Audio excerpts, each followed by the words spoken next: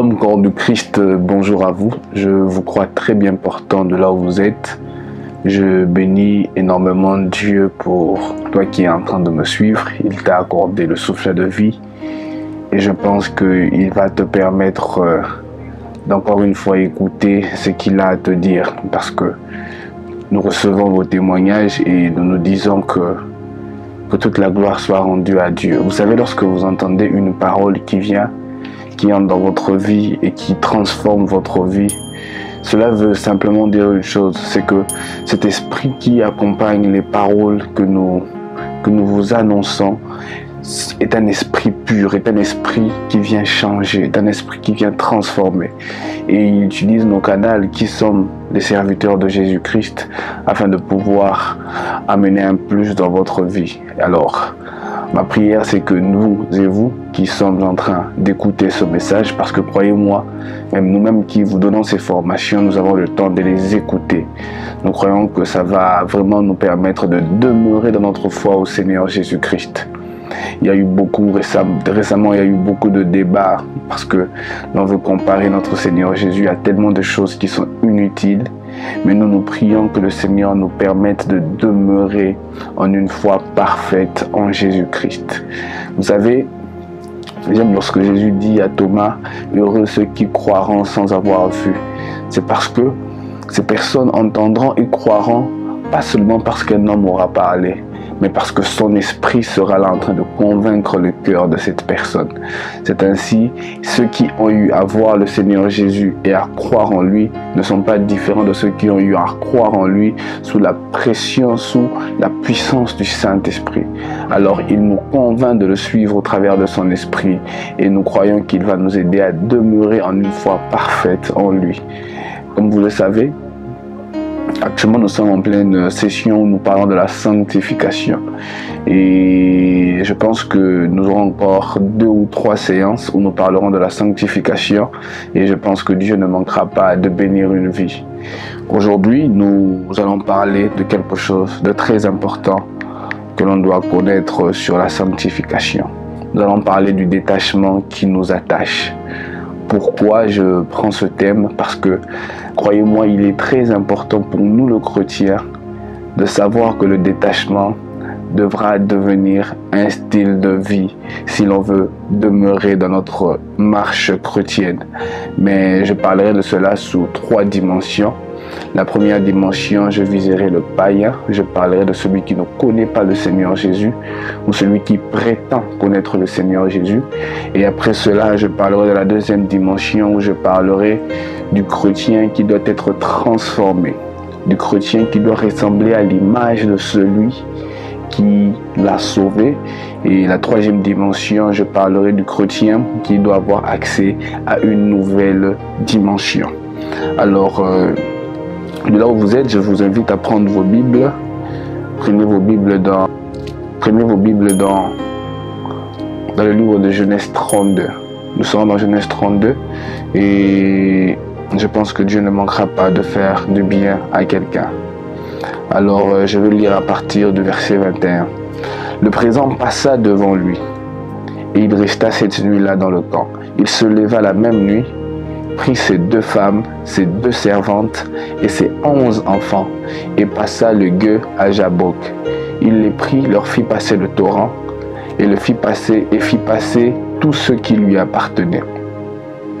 Le verset 24, Jacob demeura seul, alors un homme lutta avec lui jusqu'au lever de l'aurore. Voyant qu'il ne pouvait le vaincre, cet homme le frappa à l'emboîture de la hanche, et l'emboîture de la hanche de Jacob se démit pendant qu'il luttait avec lui. Que Dieu bénisse sa parole. Pour ceux qui ne connaissent pas l'histoire, nous sommes dans le livre de Genèse 32 où l'on nous parle précisément de Jacob.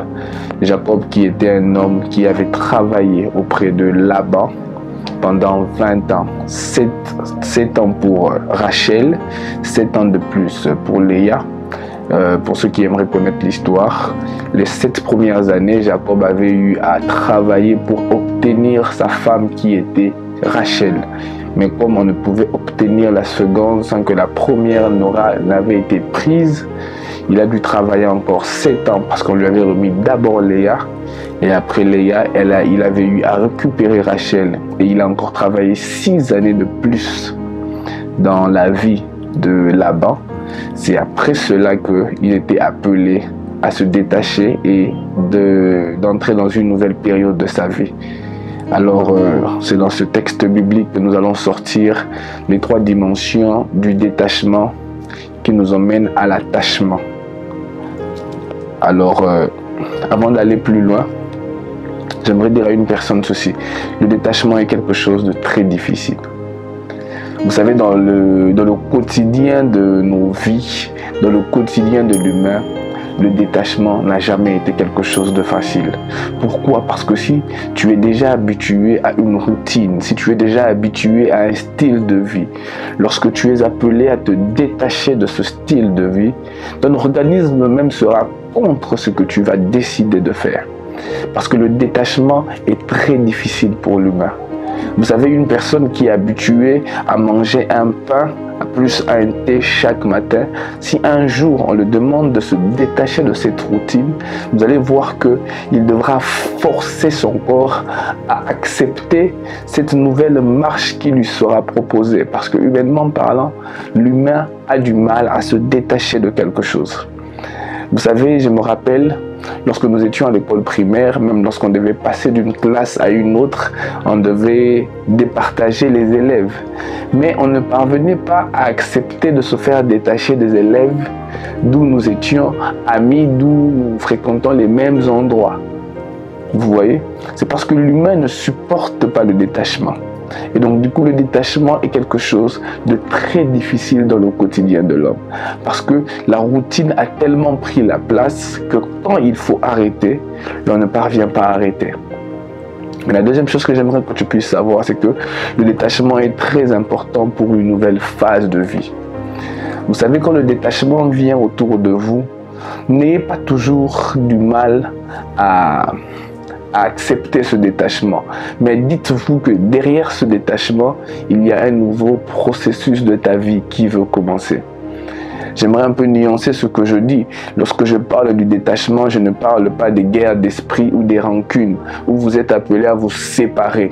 Mais j'entends de parler du détachement dans un sens où vous devriez entrer dans une nouvelle saison de votre vie, où vous devez entamer un nouveau parcours dans votre vie qui vous détachera peut-être de ce que vous étiez déjà habitué à voir. Et donc du coup, à chaque fois que vous voyez un détachement, dites-vous que Dieu vous prépare pour une nouvelle phase de vie. Dieu vous prépare pour un nouvel entourage. Dieu vous prépare pour quelque chose de beaucoup plus mieux. Et lorsque vous lisez l'histoire d'Abraham et de Lot, vous vous rendrez compte d'une chose, c'est que Lot, j'aime ce que les biblistes disent, Lot qui veut dire voile, était un voile même pour la vie d'Abraham. Parce que Dieu avait quelque chose à donner à la vie d'Abraham. Dieu avait un destin à accomplir dans la vie d'Abraham. Mais Lot était le voile qui ne le permettait pas de voir ce que Dieu aimerait qu'il puisse voir. Et donc du coup, Lot était appelé à se détacher d'Abraham. Abraham devait demander à Lot de faire son chemin et que lui aussi puisse faire son chemin afin qu'Abraham puisse bien palper ce que Dieu devait le donner. Il devait entrer dans la nouvelle phase de la vie que Dieu lui avait promise. Et pour ça, il devait se détacher de Lot. Des fois, lorsque vous vous tenez rigueur et que vous n'êtes pas prêt même pour un détachement, selon le plan de Dieu, Dieu est même capable de venir imposer au milieu de vous des petites disputes, des petites chamailleries, afin de vous détacher de ce qu'il veut que vous puissiez être détaché et que vous puissiez entamer le nouveau processus que lui, il a pour vous. Deuxièmement, lorsque vous lisez toujours dans ce même livre de Genèse 32, lorsque vous lisez l'histoire de Laban et de Jacob, Jacob avait tellement bien travaillé pour Laban. Vous savez, quand je lis même ce texte, je suis époustouflé. Il dit à Laban que rien de toi n'a été, aucun de tes brebis ne s'est perdu. Aucun animal de la forêt n'a dévoré une de tes brebis. Et même lorsqu'il avait des pertes, pour le temps de boulot qu'il faisait pour Laban, il se rassurait que cette perte puisse être couverte par lui-même. Pour que Laban ne puisse pas dire que tu as perdu un de mes brebis. Et donc du coup, pendant toutes ces bonnes années de travail que Jacob a eu à travailler dans la vie de Laban, au moment où Dieu a souhaité que le détachement commence pour que Jacob entre dans une nouvelle saison de sa vie, Jacob devait accepter ce détachement. Il devait se détacher de Laban parce qu'il devait devenir un père d'une multitude de personnes. Il devait devenir le père d'un peuple. Il devait devenir le père des 12 tribus d'Israël. Et donc du coup, pour entamer cette nouvelle phase de sa vie, Jacob était obligé de se détacher de Laban. Parce qu'on ne devient pas Israël dans la maison de Laban. On devient Israël dans ce chemin nouveau que Dieu veut tracer pour nous. Alors détache-toi de cet ancien chemin et emprunte ce nouveau chemin que Dieu veut te donner. Et le troisième exemple parfait du détachement que j'ai voulu prendre, c'est lorsque vous voyez le détachement que Jésus a eu de Dieu à la croix. Plusieurs ne le savent pas, mais lorsque Jésus, du haut de la croix, disait « Père, pourquoi m'as-tu abandonné ?» C'est parce que Jésus, en ce moment-là, était la personne qui avait porté le péché du monde, qui avait porté tous les péchés du monde. Et donc, du coup, il était obligé de se détacher du Père, parce que le Père ne pouvait pas siéger avec celui qui avait accepté de porter les péchés. Ce détachement était un détachement, mais qui était important pour une nouvelle phase de vie qui devait commencer, une nouvelle saison de grâce qui devait commencer. Il savait que ce détachement était très primordial parce que c'est par lui que tout le monde pourra être sauvé. Alors sachez que le détachement peut être une perte aujourd'hui, mais demain devenir un sujet de joie pour vous. Le détachement aujourd'hui peut vous faire pleurer aujourd'hui, mais demain devenir un sujet où vous direz à Dieu « Merci d'avoir permis cela ». Et maintenant pour entrer dans les 3 dimensions du détachement de mon message d'aujourd'hui que nous apprend le livre de Genèse 32 par la vie de Jacob, j'aimerais commencer ou m'attaquer à la première catégorie des personnes où je parlerai des païens. À toutes ces personnes qui ne connaissent pas Dieu, à toutes ces personnes qui prétendent connaître Jésus, mais qui dans le fond savent que leur vie n'a aucune relation avec celui qui les sauve. Il est très important pour vous de vouloir accepter, de vous détacher de tout ce qui vous appartient, de tout ce qui fait ce que vous êtes, afin de vous attacher à une nouvelle personne qui pourra changer votre vie. Pour ceux qui ne connaissent pas l'histoire de Jacob, c'est que Jacob est défini comme étant une personne très rusée. Jacob est défini comme étant une personne dont la nature de ce qu'il est reflète la mauvaise personne de l'homme. Jacob veut dire voleur, Jacob veut dire menteur, Jacob veut dire celui qui prend ce qui appartient à l'autre par la ruse. Jacob veut dire celui qui naturellement ne fait que commettre des choses qui définissent ce qu'il est. Vous savez, lorsqu'il est né, on le voit tenir son frère par la cheville. Quelques années plus tard, on le voit voler le droit de naissance. À qui? À son frère. Quelque temps plus tard, on le voit encore voler même la bénédiction dédiée à son frère Ésaü. Et donc Jacob est une personne qui, je peux comparer naturellement à un homme qui a une nature qui le définit. Ainsi, l'homme qui ne connaît pas le Seigneur Jésus-Christ est un homme qui, naturellement, est mauvais. J'aime la question qu'on m'a posée, qui a appris à Caïn que tu pouvais tuer? C'est parce que l'homme, après le péché, a obtenu une nature qui est le symbolisme du mal, qui est le symbolisme d'une nature gâchée, d'une bonne nature gâchée. C'est alors que l'homme peut être jaloux sans qu'on lui ait appris la jalousie. L'homme peut être rancunier sans qu'on lui ait appris la rancune. Toutes ces choses se retrouvent à l'intérieur de lui. C'est ainsi que vous allez rencontrer que Jacob a accepté de mettre tout ce qui lui appartenait de côté. Il accepte de mettre sa femme, il accepte de mettre ses biens, il accepte de mettre toutes ces choses valeureuses. Il le fait passer loin de lui afin de rester seul à la rencontre d'une personne qui va changer son identité. Jacob a accepté de se détacher pour s'attacher à une nouvelle personne, à une personne qui va transformer sa vie. C'est ainsi, cette dimension m'apprend à apprendre à un païen qu'il est important pour toi d'accepter de te détacher de cette nature mauvaise que tu as en tant qu'homme pour s'attacher à une personne qui te donnera un nouveau nom. J'aimerais dire à un païen, si tu viens vers Jésus-Christ, automatiquement, il changera la nature de ce que tu es. Parce que le Jacob qui était un voleur est devenu le Jacob qui est devenu Israël. Il a rencontré celui qui a changé son identité. Mais pour arriver à ce niveau, il devait se détacher de tout ce qui lui appartenait. Il devait accepter d'être loin de sa femme, loin de ses enfants, afin de pouvoir rencontrer celui qui lui a changé de nom. Ainsi, le païen, qu'il accepte de se détacher de son orgueil, qu'il accepte de se détacher de sa nature mauvaise, qu'il accepte de se détacher de tout ce quotidien qu'il reconnaît être l'intérieur de lui, pour aller vers celui qui lui donnera un nom nouveau. C'est celui qui accepte de dire « J'en ai marre de cette identité naturelle que j'ai parce que je n'ai pas prié ou péché pour l'avoir. Je l'ai hérité d'une nature, d'une manière normale. Alors j'ai besoin d'aller vers celui qui va me donner mon nouveau nom, qui va me donner ma nouvelle nature. » Alors il est important de se détacher de tout ce que l'on est naturellement afin d'aller vers celui qui nous donnera un nom nouveau. La deuxième dimension du détachement qui conduit à un nouvel attachement m'emmène à parler à une catégorie des personnes qui doivent devenir ce que Dieu veut qu'ils deviennent. Et j'aimerais un peu nuancer. Là, je ne parle pas d'une personne mondaine qui doit venir vers le Seigneur, mais je parle d'une personne qui a déjà accepté de venir vers le Seigneur. À toi qui acceptes de venir vers le Seigneur, tu dois comprendre une chose, c'est que tu viens vers une personne qui doit te donner la forme que lui aimerait que tu puisses avoir. Tu es en train de venir vers une personne qui doit te donner l'image que lui aimerait que tu puisses avoir. Tu n'es pas en train de venir vers une personne à qui tu imposeras ce que tu veux être, mais tu es en train de venir vers une personne qui te donnera l'image que lui juge être parfaite pour toi. Et donc du coup, détache-toi de tout ce que tu penses afin de t'attacher à sa nouvelle pensée.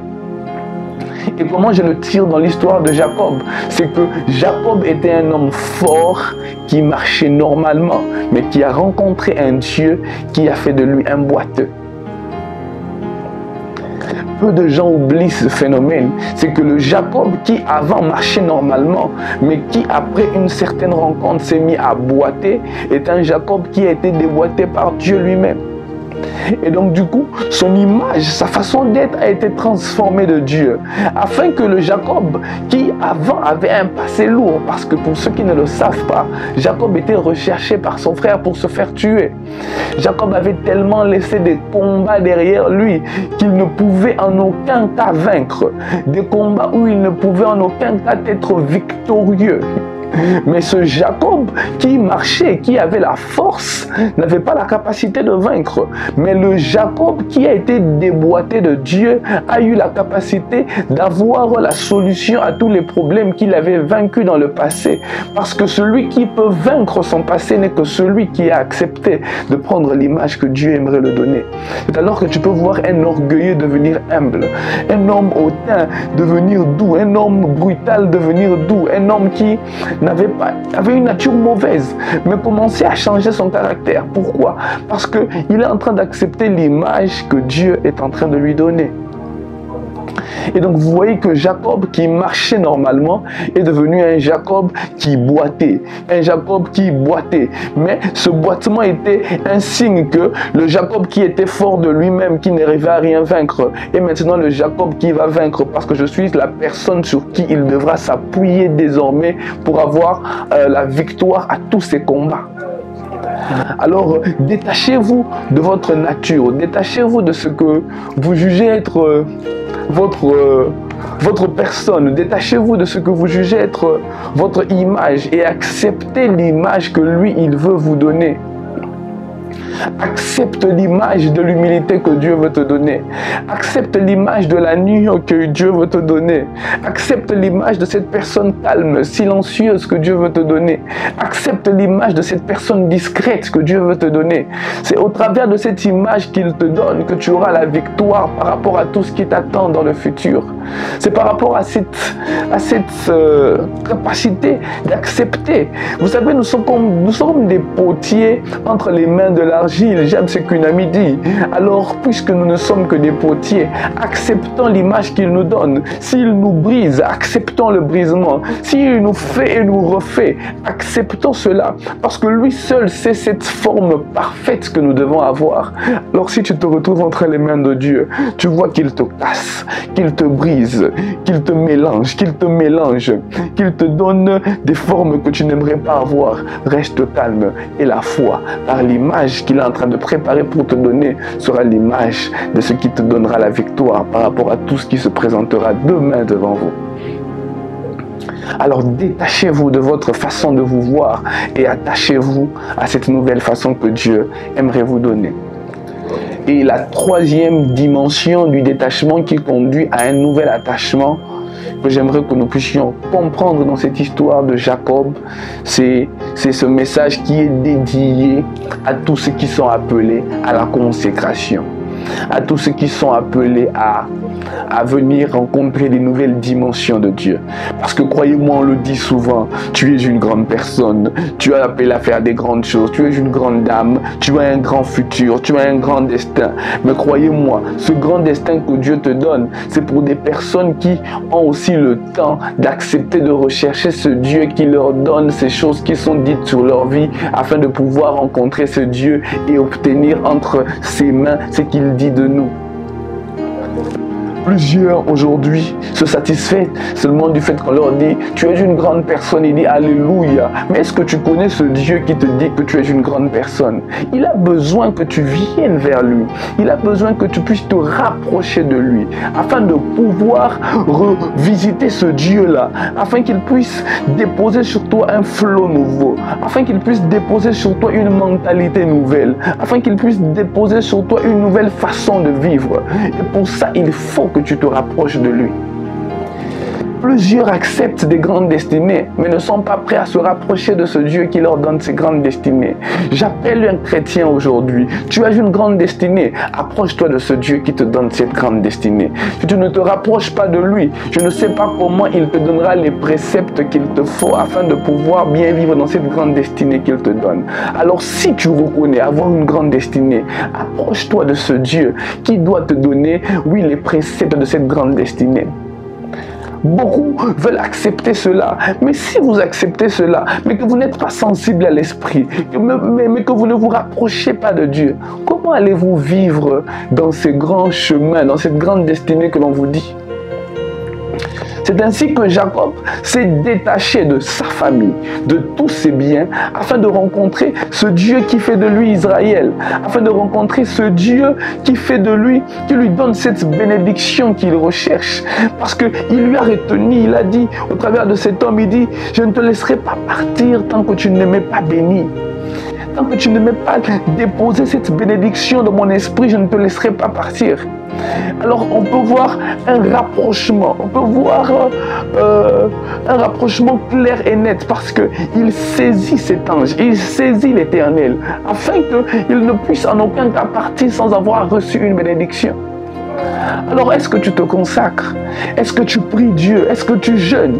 Est-ce que tu as le temps de te rapprocher du Seigneur afin que tu puisses recevoir de lui des choses nouvelles, afin que tu puisses recevoir de lui des paroles qui fortifient, des paroles qui donnent espoir? Parce que croyez-moi, une parole que tu entends dans la bouche d'un homme ne sera jamais comparable à une parole que tu entends de Dieu. Une seule phrase de Dieu peut t'accompagner toute ta vie.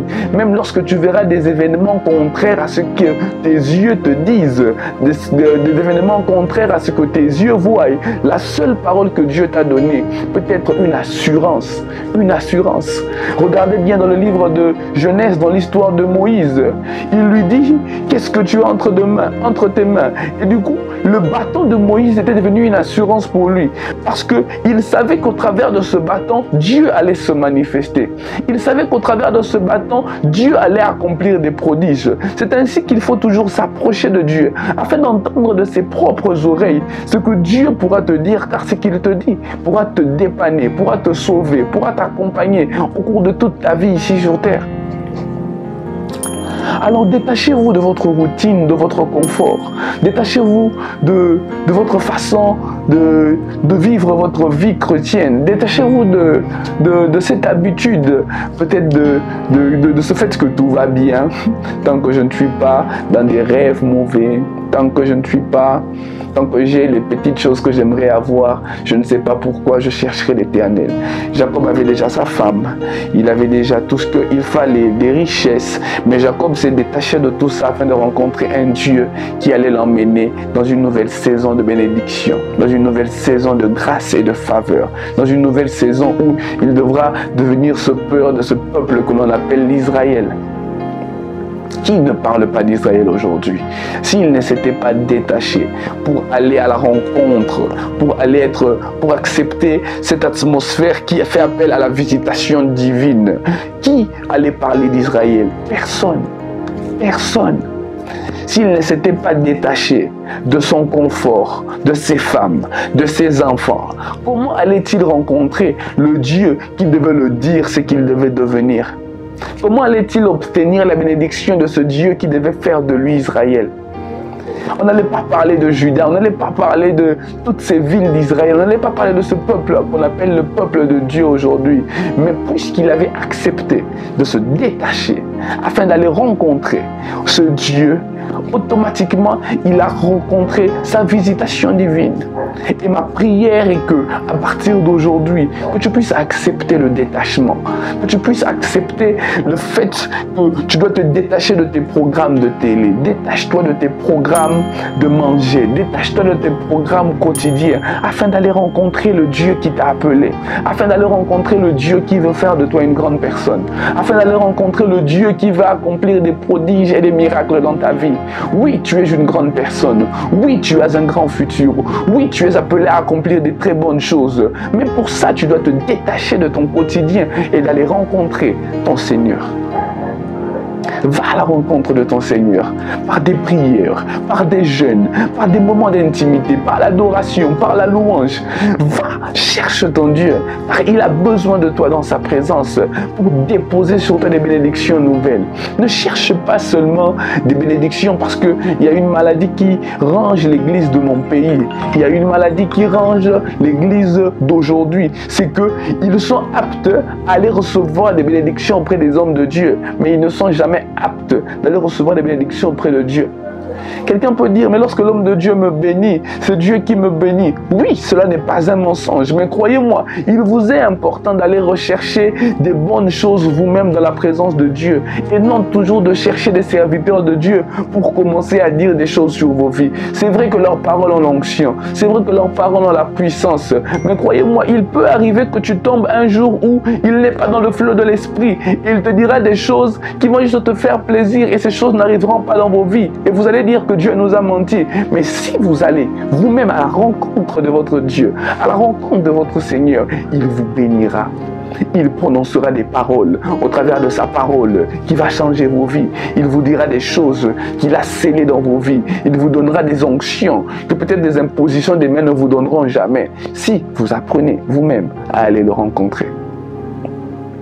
Alors j'appelle une personne de se détacher de tout ce quotidien qui ne le permet pas d'aller rencontrer le Dieu qui a des bonnes choses à le dire. Tel était le message d'aujourd'hui. Je pense que ce message a béni une personne. Je pense que ce message a permis à une personne de se révolter. Car tu dois te révolter. Alléluia. Je crois en ta révolte. Je crois que tu vas te détacher. Pour le païen, tu te détacheras du monde pour aller rencontrer Dieu. Pour le nouveau chrétien, je crois que tu vas te détacher de ta façon de te voir pour ressembler à la façon dont Dieu veut te voir. Et pour celui qui a besoin d'une nouvelle dimension, tu vas te détacher de tout ce quotidien qui te satisfait, de tes programmes télévisés afin d'aller rencontrer, afin d'aller t'attacher au Dieu qui veut faire des grandes choses dans ta vie. Je crois que tu vas le faire. Alors, que Dieu t'accompagne de là où tu es, que son esprit te remplisse, que son esprit puisse t'accompagner vers cette quête, vers cet attachement nouveau qui va te préparer pour un nouveau parcours, qui va te préparer pour une nouvelle façon de vivre. Dans le nom de Jésus-Christ, je crois qu'il en est ainsi. Amen. Que Dieu vous bénisse abondamment, que ses bontés soient votre quotidien. Et comme on le dit souvent, ne sois pas le seul à écouter ce message. Mais dis ce message aussi à des personnes que tu connais. Partage ça à tes contacts afin que eux à leur tour puissent aussi être bénis. Que Dieu vous bénisse abondamment et que sa paix soit votre quotidien. Shalom corps du Christ, bonjour à vous. Alors aujourd'hui je viens vous parler d'un nombre qui nous est très important. Nous voulons lancer une campagne qui va nous conduire vers nos 100 000 abonnés sur notre compte Instagram. Et pour ça, on aura besoin de toutes ces personnes qui nous suivent, car nous savons que les messages que nous postons de manière fréquente sont des messages qui vous bénissent énormément. Et aujourd'hui, nous venons faire appel à vous, de partout où vous êtes, de bien vouloir accepter, de vous abonner à notre compte Instagram, afin que ce média très puissant que nous voulons créer au niveau des réseaux sociaux puisse devenir une réalité. De là où tu es, tu reconnais que nous sommes une bénédiction pour toi. Je t'appelle aujourd'hui. Abonne-toi de là où tu es et Dieu du haut des cieux ne manquera pas de te bénir. Paix et grâce chez vous.